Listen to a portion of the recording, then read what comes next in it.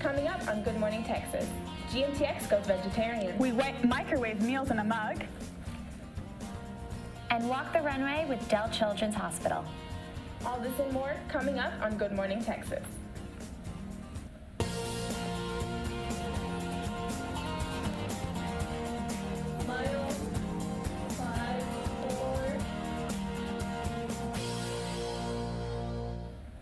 Good morning, Texas. Thank you for joining us for this Wednesday, February 27th. I'm Hannah Sauer. I'm Lizzie Smith. And I'm Isabel Miller. Welcome back to Good Morning Texas.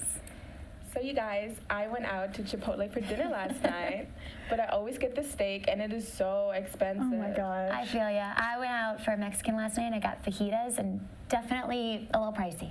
Well, have y'all ever tried going vegetarian? No, I haven't. Seems a lot cheaper though. It does seem a lot cheaper. I actually have tried it on and off a few times, and it's nicer on the wallet, but it's a lot harder in the kitchen. It's you have to do a lot of preparation, a lot of cooking. I bet Cameron can attest for that. And out this past week, our associate producer Cameron Trout sticking to a vegetarian diet for the first time ever. He felt really healthy, but wasn't ready for all the planning it required. So let's take a look. So now that we are officially done with the holiday season and the foods that accompany it, I wanted to try out a way of eating that is both popular and intimidating at first, that being vegetarianism. Over the course of the past week, I've eaten no meat, and this is what has happened. Well, first off, you know how I said a week? Make that 6 days. I actually forgot about my rules on the very first day. After that flop, I fell into a routine for my first 3 real days as a vegetarian. While giving up meat was tough, there was something that was always tasty that conveniently comes from plants: carbs. And you can never stop with just one. It's carb after carb after carb. I ended up not feeling the greatest and was constantly hungry, so I decided to switch up my strategy for the last 3 days. I focused on trying more healthy options. I ate cucumber slices instead of chips, and in general, I just ate more veggies. I beefed up my protein by eating nature's holy grail, eggs. Some ventures were hits, like the spicy black bean burger, and let's just say the vegan zucchini lasagna was a definite miss. All in all, the past 3 days have left me with more energy and feeling much more like myself. I had a lot of fun experimenting with being a vegetarian, and I challenge all of you at home to do just the same. For Good Morning Texas, I'm Cameron Trout. You know, honestly, that looked pretty good, but it just looked like a lot of bread, which I feel like when you think vegetarian, you think healthy, but bread's not that healthy. Yeah, I agree. I wish it was. I would have definitely done the same thing. And having chicken the first day, yes, I would have done that too. I love it. I love it. I mean, I'll be honest with you guys. I love salad, and seeing all of that food, those eggs, that salad, I am starving right now. And that reminds me, I don't know if you guys can relate to this, but I feel like every time I cook, I make such a big mess. It's just the worst. So Hannah, I actually talked to you about how to reduce my cleanup time in the kitchen. Yeah, I definitely tried that out. I tried making breakfast, lunch, and dessert using nothing but a coffee cup. I'm excited for you guys to see how they turned out. Hey y'all, it's Hannah here, and I'm gonna show you how to make 3 quick and easy meals, and all you need is a microwave and, believe it or not, a mug. Let's get started. First, we will be making chocolate cake. I am using the Betty Crocker Mug Treats mix that I found at H-E-B. All you need to do is empty the contents into a microwave-safe mug and add 2 tablespoons of milk. Stir well and put it in the microwave for 1 minute. It should come out fully baked and ready for frosting, which comes in the pack. And voila, you've made a dessert in 1 minute. For our second dish, we'll be making pasta with marinara sauce. Pour half a cup of pasta into the mug. Then add half a cup of water to it. Add a pinch of salt and microwave the whole thing for about 6 minutes. Make sure to take out the pasta every few minutes and stir. Once that is done, add 2 spoons of marinara sauce. Stir. put it back in the microwave. Lastly, add some shredded cheese, and you're ready to enjoy. Last but not least, we will make a cheese omelet. Crack 2 eggs into the mug and stir well. Add 2 tablespoons of milk, some shredded cheese, and any seasonings you want. Then stir again and put the whole thing in the microwave. Once it is completely solid and all chances of salmonella are gone, you're ready to eat. And that's everything. Crazy how many foods you can make with just a microwave and a mug. Hope you enjoy.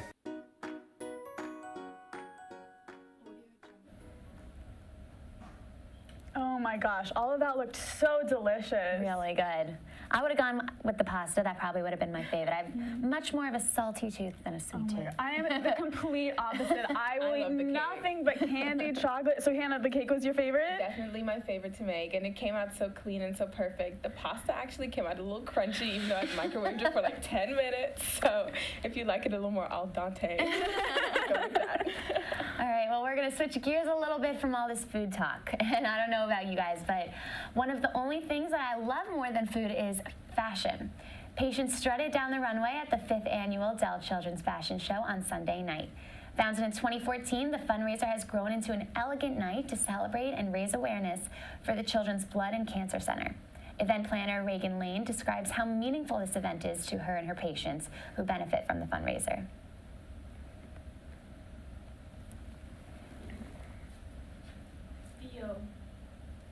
Like, what is it that brought you to the fashion show? And the girl's mom looked at me and she said, I wanted my daughter to know that she wasn't alone and that she wasn't dealing with this alone, and that there were others that were going through similar traumas and similar, hurdles in life. Well, that looked super cute. They looked like they were having so much fun. I know. Yeah, and the best part about any fundraiser is actually seeing the people who are benefiting from it and seeing their reactions, seeing how much fun they're having. So I think it's a great idea. Yeah, I definitely agree. Well, don't go anywhere. After the break, Isabel brings us the latest in the news and weather. Stay tuned. Morning, Texas. Isabel Miller is in our News and Weather Center. What's the latest in the news, Isabel? Thanks, Hannah. To the delight of conservationists and birdwatchers alike, our favorite falcon, Tower Girl, laid her first egg of 2019. The news comes just days after researchers observed a male falcon hanging around her perch, and they are hopeful that he sticks around. If she hatches any eggs on the tower, researchers may learn more information on the breeding range of the species. Authorities located a third body following the crash of an Atlas airplane en route to Houston. The investigation is still ongoing. However, authorities say that the plane was alerted about oncoming bad weather before losing contact. There is surveillance footage of the crash, but the National Transportation Safety Board says it will not be released for some time. The House passed a resolution to block President Trump's emergency declaration issued on February 15th. It would allow the government to redirect funding for the border wall. The House resolution, sponsored by Texas Representative Joaquin Castro, passed 245 to 182. Next, it will be taken to the Senate, but its leaders have not specified exactly when they will be bringing it to a vote.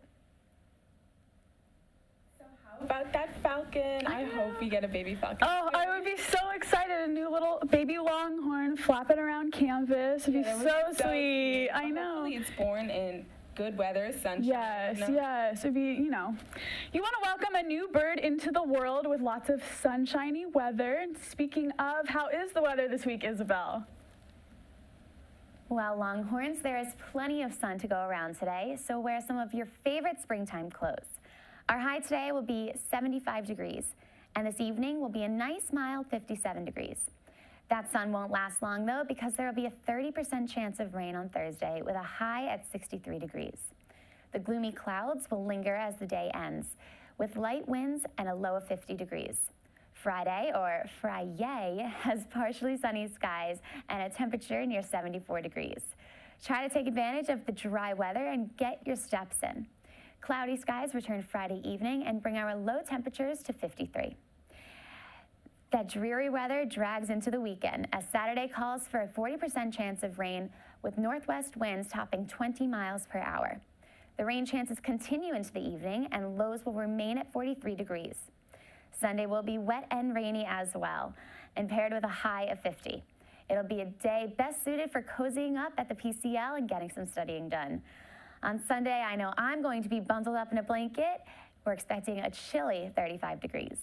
That's it from me. Live from the Weather Center, I'm Isabel Miller. Thanks, Isabel.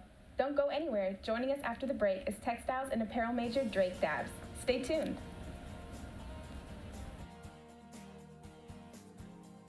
Welcome back to Good Morning Texas. Joining us today is textiles and apparel major Drake Dabbs. Welcome, Drake. Thank you. Nice for having me. Thank you. Well, so Drake, how did you get into design? I've been designing since I was perhaps a freshman in high school. I started off altering my clothes, going to the thrift store, buying like a jacket and, you know, taking in the sleeve to have it fit, buying long sleeve shirts, doing the same thing, making it fit, having the elongated look, and developing my own sense of style, just, using the old clothing, kind of recycling clothing in a way. And how long have you been making clothing? Since I was a freshman, so maybe about 5 years. Freshman in high school, that is. Oh, all right. And what are your favorite materials to work with? I'm just now getting into more lightweight materials. My favorite stuff to work with was mainly heavy materials, like over here, I'll show you a jacket. This denim jacket, Oh, a lot of wow. heavy stuff. This is one of my more signature pieces, kind of a conservation piece. I took a lot of pairs of denim, old pairs of jeans that I didn't wear anymore, cut them up, used a pattern, put them together, matched them up.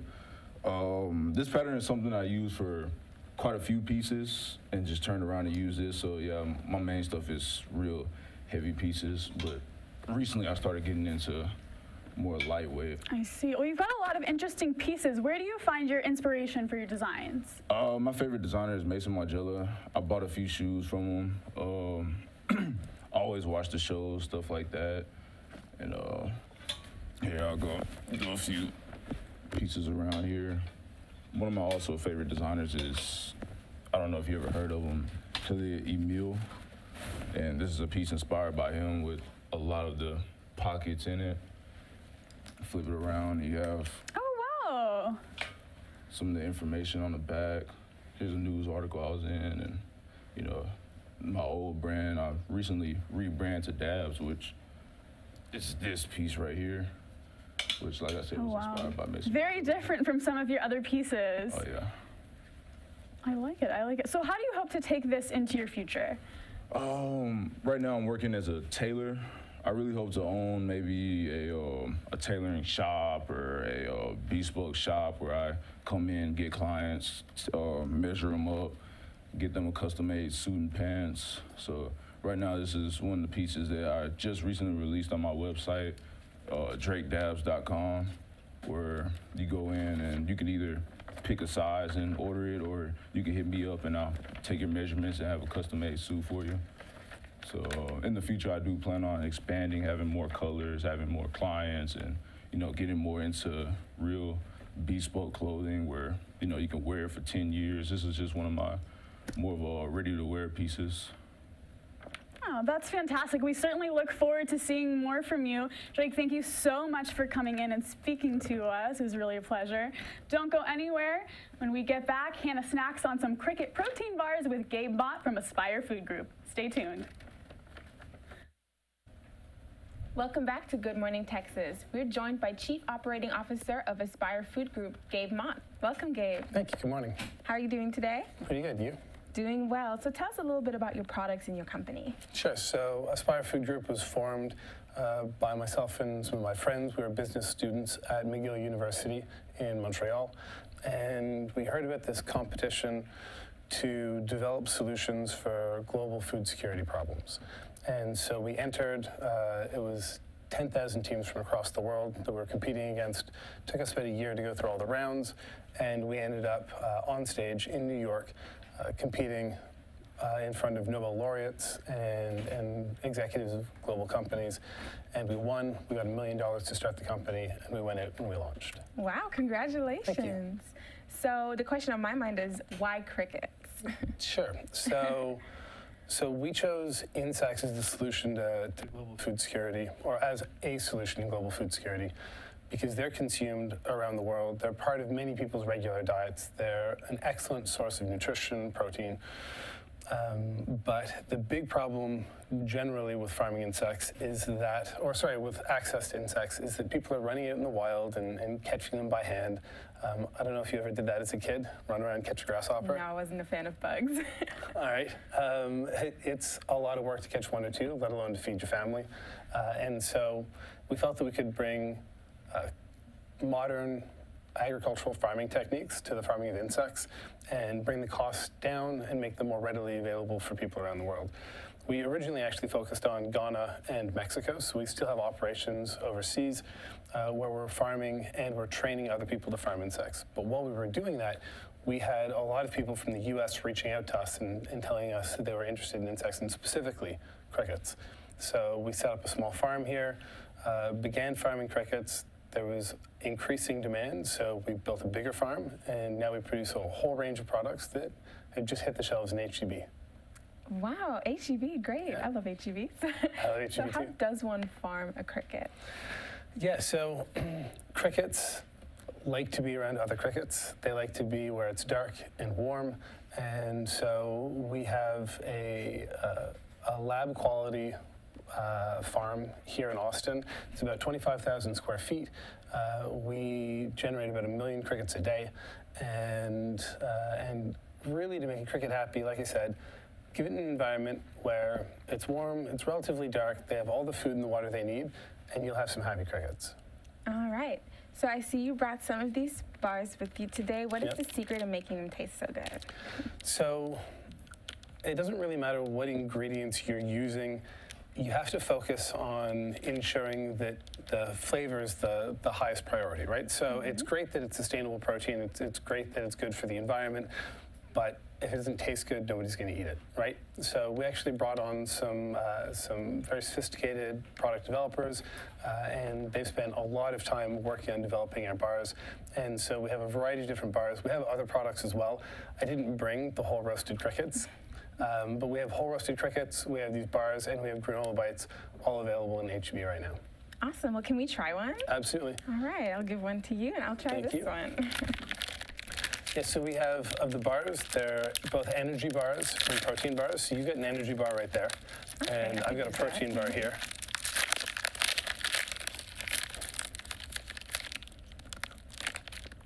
Wow. Doesn't taste like cricket. Do you know what cricket tastes like? No, but I assume not like this, but it's great. It's delicious. Well, thank you so much, Gabe. Thank you for joining us, and thank you all for tuning in. Be sure to follow us on Twitter for our news and updates throughout the week. You can follow us on Good Morning Texas. Be sure to tune in for Tower Talks later tonight at 6. Have a great day. We'll see you next week.